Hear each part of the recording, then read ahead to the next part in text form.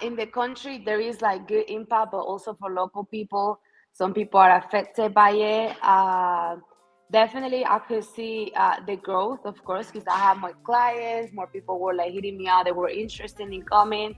So I would say it's a little bit of both, depending on what perspective I'm seeing it. From a business owner, of course, amazing. You know, my business is based on that. Now, And but as a local person, which I am because I'm Colombia, there we go. I could see the impact that it has had in the people who live here, who is just not visiting. That's true. I just pulled up something that I want. We're gonna talk about this in regards to the mayor of Medellin is suggesting that they put a ban on short-term Airbnb rentals. So if you're just renting for a couple of days or just a week, they're going to be putting a limitation on the Airbnb rentals. I'm going to pull something up before I ask you this question. And let me pull it up to let guys see, because you guys know me. I'm always bringing the receipts. So let's go right here, guys. Let's put me and Paola on the side. There we go. And what we're looking at, guys, is right here. Florence, Italy seeks to ban rental apartments with Airbnb. New York City has enforced short-term rental restrictions on Airbnb. Ivandi City, which is outside of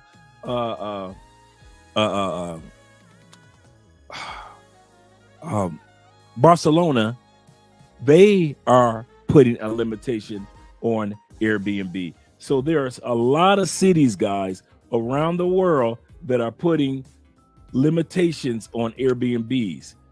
I also saw a news headline of a meeting between Mexico City, Barcelona, and Paris, France, regarding them sitting down with Airbnb. How do you feel about the impact of Airbnb when it comes to, as you said, a local citizen? And I'll give you an example, Paola.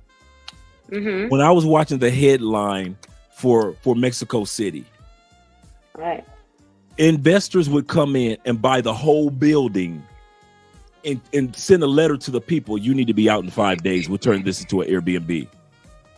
And so many locals who could afford to live in their own neighborhoods are being pushed out by Airbnb investors to where now it's impacting the locals. Are you hearing that in Medellin and other parts of Colombia, how tourism and Airbnb is having a major impact on cost as well as where people can live in Medellin or beyond? Yeah, absolutely. As of course, I can see the two sides of the coin, and I can say that Airbnb has not only affected the residents that live in the city in the sense of when you're looking for a property, it's so hard to get, because even when sometimes you get it and they say, I can longer, close this deal with you, is because they get offers to Airbnb their place, or to from a property manager like me, to rent it to somebody who can pay more because their place is already furnished. Now,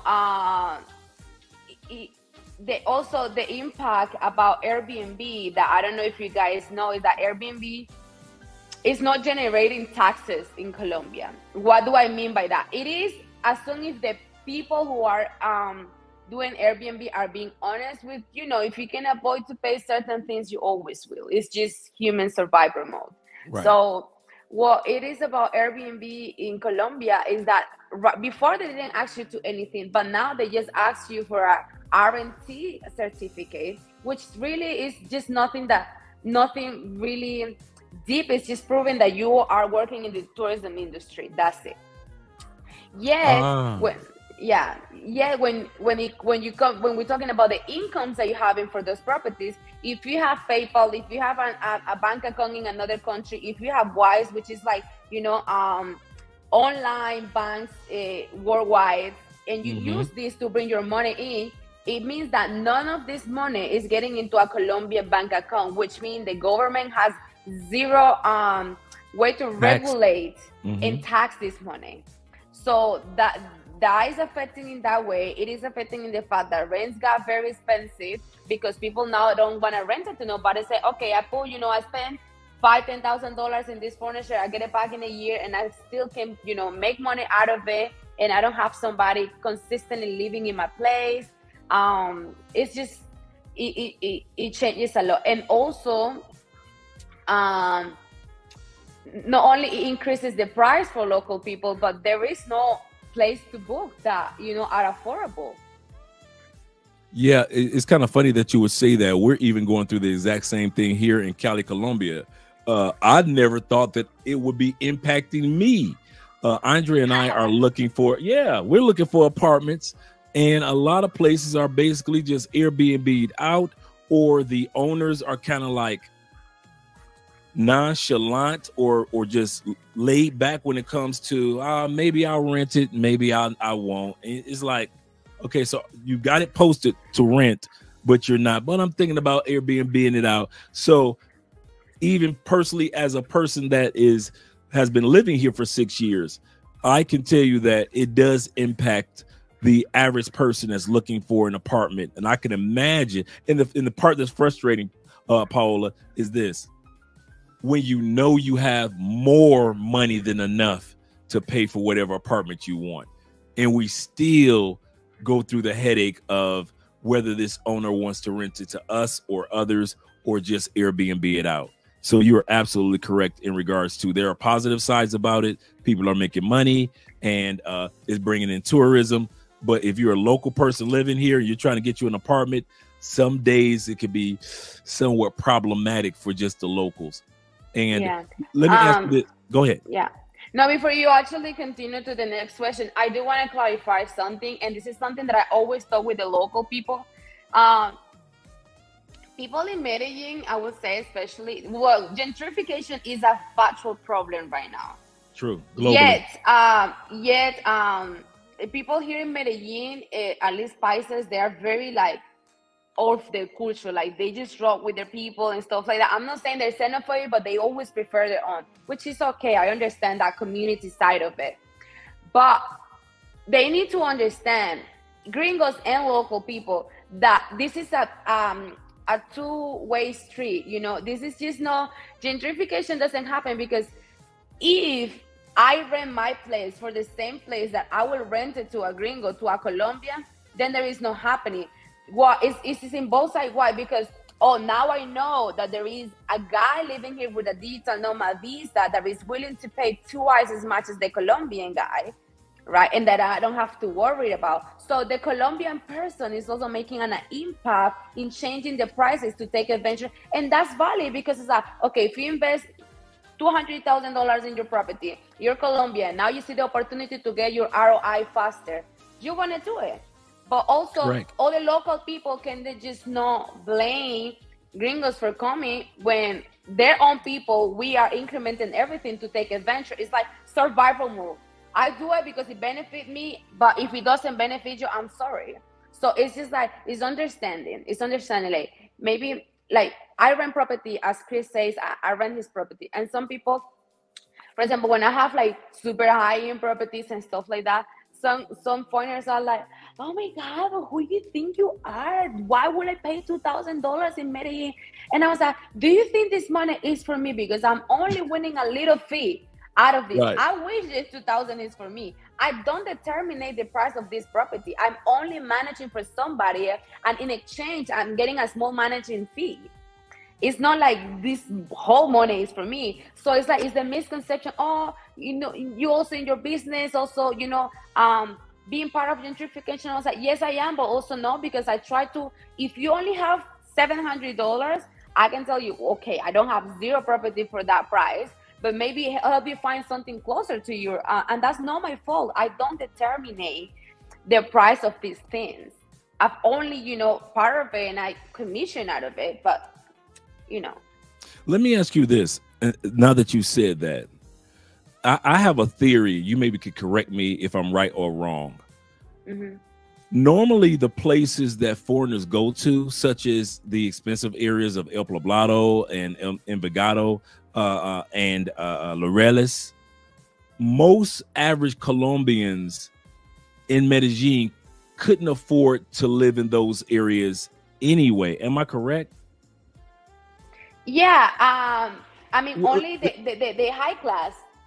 The high Correct. class, because an average person of the high class, and maybe not by your own, but let's say we both, like me and my roomie, we both, let's say, work online for an American company. Okay, we can get an apartment in Poblado before for 3 million. Now there's nothing less than 5 million, right? So it does change, but it's not like, oh, now we literally how can I say, there wasn't a transition like now nobody can live there. No, the people that was living in Poblado was also people who can afford living in Poblado. It's just Absolutely. like in let's say, I don't know, New York, the people who can afford to live in Manhattan can afford to live in Manhattan, and if no, they can be from New York, but they gotta live in the Bronx, or True. something. It's just an example. True. And that's been my theory all along when I hear the complaints of Colombians or people in other countries about gentrification. And I'm like, wait a minute, you couldn't afford to live in some of those areas anyway.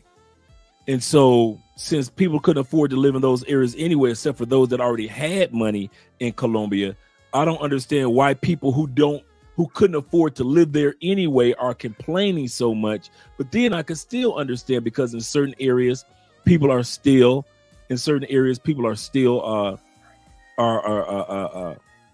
being pushed out of their apartments, such as that story I told about the people in Mexico City, where investors are buying up whole buildings and they are putting people out in the streets. Like one woman said, I've been living here for almost 20 years. She said, and then all of a sudden I get a letter in the mail saying you got 5 days to get out because we're turning this place into an Airbnb because we sold it. And so that's... Well, sorry. No, go ahead. Oh, no, go ahead. Well, in Colombia, laws are different. So it's not like you buy a property here and then you have to throw somebody up immediately. Mm-hmm. There is laws that also protect the renter or the person who is renting the place as the property owner. So, but also it is true that even in the non-touristic neighborhoods, the rent has significantly increased, because also some foreigners don't come here with a high budget and they go to these places, and it also increases the price of rent even in those places. Plus other ones, not because they cannot afford it, but they want to be in a more local center neighborhood. That's true. I'm even noticing foreigners talking about going out to Bayo. Yeah. I'm like, are you people serious? Because I remember maybe Bayo has changed, but I remember that was an area that you really, if you weren't a local of that area, you don't go to that area. And so now I'm hearing guys going out and renting in that area as well. Are you finding that to be a lot more common now? Yeah, definitely more common. And you see on Airbnb and you will see like rentals in Bayo. But as Bayo is also like another district, just like Poblado has Provenza, Lleras, and everything. So there is part of Bayo that are pretty safe and nice, but also there is part of Bayo that is really bad, and they can also be very close to each other. So it just really depends. It doesn't mean it's necessarily all the way dangerous, depending on where you are, but you still, if you don't know, you don't know. And then how are you going to determine where you're going to walk to or not?